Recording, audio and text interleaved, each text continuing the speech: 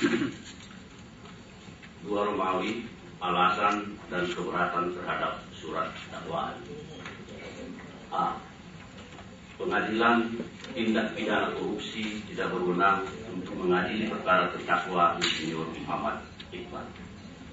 Majelis Hakim yang kami muliakan, saudara penuntut umum yang kami hormati, bahwa dalam hukum acara dikenal 2 macam kompetensi atau kewenangan peradilan, yakni kewenangan absolut dan kompetensi relatif. Kompetensi absolut berhubungan dengan lingkungan peradilan manakah yang berwenang mengadili suatu persoalan hukum, sedangkan kompetensi relatif menyangkut kewenangan pengadilan manakah dalam suatu lingkungan peradilan yang berwenang mengadili suatu persoalan hukum. Bahwa apabila kompetensi peradilan tersebut dikaitkan dengan perkara akbu, maka timbul pertanyaan, peradilan manakah yang berwenang memeriksa, mengadili, dan memutus perkara terdakwa Insinyur Muhammad Iqbal.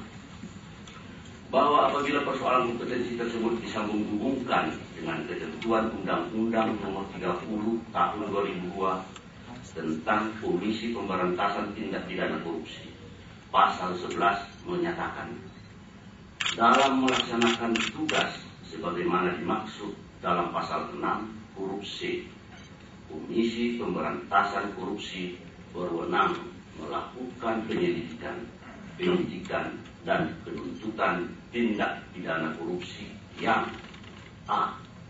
melibatkan aparat penegak hukum, penyelenggara negara, dan orang lain yang ada kaitannya dengan tindak pidana korupsi yang dilakukan oleh aparat penegak hukum atau penyelenggara negara. B. mendapat perhatian yang meresahkan masyarakat dan atau menyangkut kerugian negara paling sedikit 1 miliar rupiah. Bahwa sesungguhnya ketentuan pasal 11 tersebut mengandung 2 hal yang perlu diperhatikan, yakni ketentuan yang termuat dalam pasal 11 huruf A memuat subjek atau pelaku tindak pidana korupsi yang dapat ditindak oleh KPK. Sedangkan ketentuan pasal 11 huruf B dan atau C memuat bentuk-bentuk perbuatan yang merupakan kewenangan KPK. Dengan demikian, kompetensi atau kewenangan KPK dalam menangani tindak pidana korupsi dibatasi oleh ketentuan pasal 11 tersebut. Bahwa oleh karena surat dakwaan penuntut umum dirumuskan berdasarkan atas berita acara yang diperoleh dari hasil penyidikan yang dilakukan oleh Komisi Pemberantasan Korupsi, sedangkan Komisi Pemberantasan Korupsi tersebut sesuai dengan ketentuan pasal 11 tidak berwenang melakukan penyidikan terhadap tindak pidana korupsi yang nilainya kurang dari 1 miliar rupiah, maka surat dakwaan penuntut umum tersebut adalah batal demi hukum atau setidak-tidaknya haruslah dibatalkan. Bahwa lebih lagi, ketentuan pasal 11 tersebut disambung hubungkan dengan ketentuan Undang-Undang Nomor 30 Tahun 2002 tentang Komisi Pemberantasan Tindak Pidana Korupsi, Pasal 53 berbunyi, dengan undang-undang ini dibentuk pengadilan tindak pidana korupsi yang bertugas dan berwenang memeriksa dan memutus tindak pidana korupsi yang penuntutannya diajukan oleh Komisi Pemberantasan Korupsi. Bahwa berdasarkan ketentuan pasal 11 dan pasal 53 tersebut di atas, maka jelas baik KPK tidak berwenang untuk melakukan penyelidikan, penyidikan, penuntutan, maupun pengadilan tindak pidana korupsi tidak berwenang memeriksa dan memutus perkara terdakwa Insinyur Muhammad Iqbal. Oleh karena itu, mohon majelis hakim yang mulia menyatakan bahwa pengadilan tindak pidana korupsi tidak berwenang untuk memeriksa dan memutus perkara terdakwa Insinyur Muhammad Iqbal. Bahwa sesuai dengan ketentuan Undang-Undang Nomor 30 Tahun 2002 tentang Komisi Pemberantasan Tindak Pidana Korupsi, Pasal 6 dan Pasal 7, seharusnya KPK melakukan koordinasi dan melimpahkan perkara ini kepada institusi penegak hukum lainnya sebagaimana dilakukan oleh KPK dalam kasus pegawai Departemen Tenaga Kerja dan Transmigrasi yang tertangkap tangan menerima sejumlah amplop senilai 100 juta rupiah. B. Surat dakwaan harus batal demi hukum. Surat dakwaan harus batal demi hukum karena surat dakwaan yang diajukan oleh penuntut umum tidak memenuhi ketentuan pasal 143 ayat 2 huruf B dan ayat 3 KUH yang menyebutkan surat dakwaan yang diberi tanggal dan ditandatangani serta berisi uraian secara cermat, jelas dan lengkap mengenai tindak pidana yang didakwakan dengan menyebutkan waktu dan tempat tindak pidana yang dilakukan sebagaimana diterangkan berikut. 1. Dakwaan disusun tidak cermat. Penuntut umum tidak cermat menyusun dakwaan sebagaimana dilakukan di bawah ini. Di dalam dakwaan primer halaman 3 alinea 1 junto dakwaan subsidiar, halaman 10 alinea 1 junto dakwaan lebih subsidiar, halaman 12 alinea 1 yang menyebutkan telah menerima pemberian atau janji, yaitu menerima pemberian berupa uang tunai sejumlah 500 juta rupiah dari Billy Sindoro dan seterusnya. Bahwa penuntut umum dalam dakwaan sebagaimana disebutkan di atas tidak cermat dalam menyebutkan dalam hal apa terdakwa membantu PT Direct Vision, karena terdakwa tidak pernah berhubungan dengan PT Direct Vision dan tidak pernah membantu PT Direct Vision dalam perkara KPPU nomor 03 garing KPPU L/208 yang ditangani oleh terdakwa menjadi salah seorang komisioner. Menyebutkan rahasia apa yang dibocorkan oleh terdakwa dalam perkara PT Direct Vision dalam perkara KPPU nomor 03 KPPU L/208 di mana terdakwa menjadi salah seorang komisioner.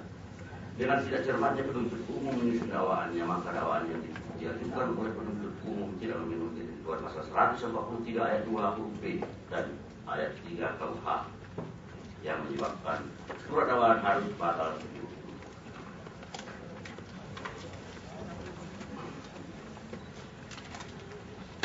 Dakwaan tidak dapat diterima dari hakim yang mulia, saudara penuntut umum yang kami hormati. Perkara ini masih bersifat prematur, bahwa pada halaman 8 dakwaan primer dan halaman 15 dakwaan subsidiar serta halaman 22 dakwaan lebih subsidiar disebutkan terdakwa pada tanggal 14 September 2008 bersepakat dengan Billy Sindoro untuk membuat janji pertemuan pada hari Selasa 16 September 2008 di Hotel Arya Duta Jalan Perapatan nomor 48 Jakarta Pusat, yang selanjutnya pada waktu yang telah disepakati tersebut terdakwa menemui Billy Sindoro di kamar 1712 Surabaya Suite, lantai 17 area Hotel Arya Duta, dan dalam kesempatan mana Billy Sindoro kembali menyampaikan ucapan terima kasih atas bantuan terdakwa. Selanjutnya Billy Sindoro menyerahkan tas berwarna hitam berisikan uang sejumlah 500 rupiah kepada terdakwa ketika tidak pulang melalui pintu lift lantai 17. Selanjutnya pada alinea berikutnya disebutkan terdakwa saat turun di lobi Hotel Arya Duta telah ditangkap oleh petugas KPK dan daripadanya disita barang bukti berupa tas jinjing warna hitam, kemudian Billy Sindoro yang di dalamnya berisikan uang senilai 500 juta rupiah dengan pecahan 100.000 rupiah. Bahwa menurut pasal 12 huruf C besar Undang-Undang Nomor 31 Tahun 99 tentang pemberantasan tindak pidana korupsi sebagaimana telah diubah dengan Undang-Undang Nomor 20 Tahun 2001 tentang perubahan atas Undang-Undang Nomor 31 Tahun 99 tentang pemberantasan tindak pidana korupsi disebutkan ayat 1 ketentuan sebagaimana maksud dalam pasal 12B ayat 1 tidak berlaku jika penerima melaporkan gratifikasi yang diterimanya kepada Komisi Pemberantasan Tindak Pidana Korupsi. Ayat 2, penyampaian laporan sebagaimana dimaksud ayat 1 wajib dilakukan oleh penerima gratifikasi paling lambat 30 hari kerja terhitung sejak gratifikasi tersebut diterimanya. Bahwa oleh karena terdakwa baru saja menerima putusan hadiah yang tidak diketahui isinya dan belum sempat melaporkan kewajibannya untuk melaporkan kepada KPK atau Sekretariat KPU tentang pemberian uang senilai KPPU tentang pemberian uang senilai 500 juta rupiah dari Billy Sindoro itu, sebagaimana menurut dakwaan tersebut di atas, kemudian terdakwa pada saat yang bersamaan sudah keburu ditangkap oleh KPK. Padahal terdakwa masih mempunyai waktu untuk menyampaikan laporan tentang pemberian tersebut sebagai kewajibannya paling lambat 30 hari kerja dari sejak tanggal gratifikasi tersebut diterima, dan adalah menjadi tugas KPK untuk mengawasi termasuk tidak terbatas melakukan penyadapan, apakah benar terdakwa akan melaksanakan perintah undang-undang sebagaimana di atas. Bila mana terdakwa tidak mematuhinya, maka KPK baru dapat melakukan penangkapan terhadap terdakwa, karena KPK memang sudah mempunyai alat yang cukup untuk melakukan hal itu. Oleh karena itu, penetapan Insinyur Muhammad Iqbal sebagai terdakwa, tersangka, dan terdakwa adalah bertentangan dengan ketentuan pasal 12 huruf C. Dengan demikian, penetapan tersebut bersifat prematur. Dilanjutkan.